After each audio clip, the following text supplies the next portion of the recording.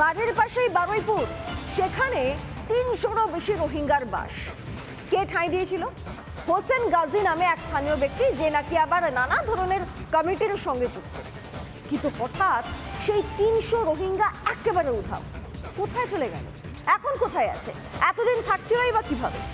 এই গোটা বিষয়টায় যেখানে জাতীয় নিরাপত্তা দাঁড়িয়ে রয়েছে প্রশ্নের মুখে, সেখানে রাজ্যের প্রশাসনের ভূমিকাটা কেউ জানে না।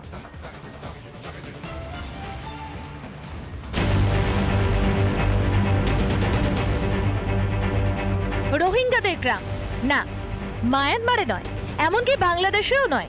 শহরতলি বারুইপুরের হারদাহকে অধিকাংশ লোকই চেনে এই নামে। দীর্ঘদিন এই গ্রামেই বসবাস করছিল ৩২৭ জন রোহিঙ্গা।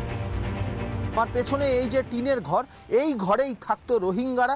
একসঙ্গে অনেকজন পুরুষ, মহিলা, বাচ্চারা থাকতো এখানে। এখনো পর্যন্ত তাদের দৈনন্দিন জীবন পালনের বেশ কিছু নিদর্শন রয়েছে। উনুন রয়েছে, স্ট্যান্ড রয়েছে। এই যে জমিটা, এই জমিটা পেছনের দিকে, সামনে একটি বাড়ি রয়েছে কিন্তু তখন ছিল না। পেছনের দিকে আরও অনেকটা জমি ছিল। সব মিলিয়ে মোট ৩২টা বাড়ি এইভাবে এখানে তৈরি হয়েছিল।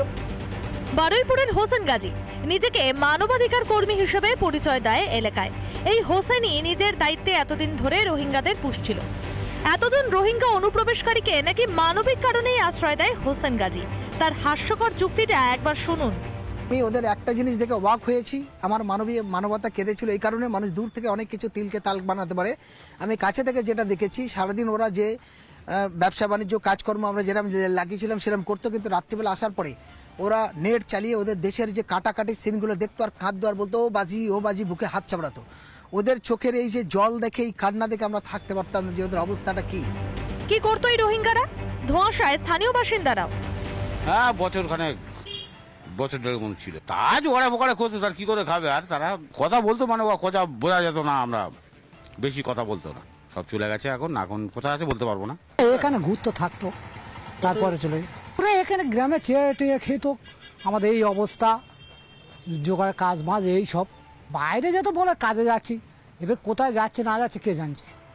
তারপর কোথায় গেল, কোথায় গিয়েছে কি করে বলবো। 2018 শেষের দিকে আগেই আচমকাই উধাও হয়ে যায় এই রোহিঙ্গারা। এখন কোথায় আছে, কি করছে তারা জানে না কেউই। এই জায়গাতে রোহিঙ্গাদের বসবাস ছিল এবং এই যে ঘরটি এই মুহূর্তে রয়েছে, এই মুহূর্তে দেখা যাচ্ছে এই ঘরে রোহিঙ্গা পুরুষ স্ত্রী নির্বিশেষে প্রত্যেকে থাকতেন এবং এইখানে রোহিঙ্গা শিশুরা পড়াশোনা করত। পুলিশ কি কিছুই জানতো না? হোসেন গাজীর সম্পর্কে কোনো তথ্যই ছিল না। বারুইপুর পুলিশ জেলার এসপি পলাশ ঢালি ফোনই ধরলেন না।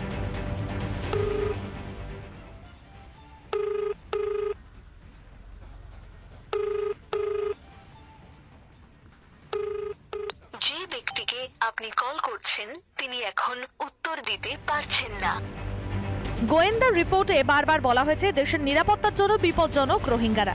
সন্ত্রাসবাদ থেকে মানব পাচার, বিভিন্ন কালো কারবারে রোহিঙ্গাদের যুক্ত থাকার আশঙ্কার কারণে তাদের আশ্রয় দিতে চায় না বাংলাদেশও।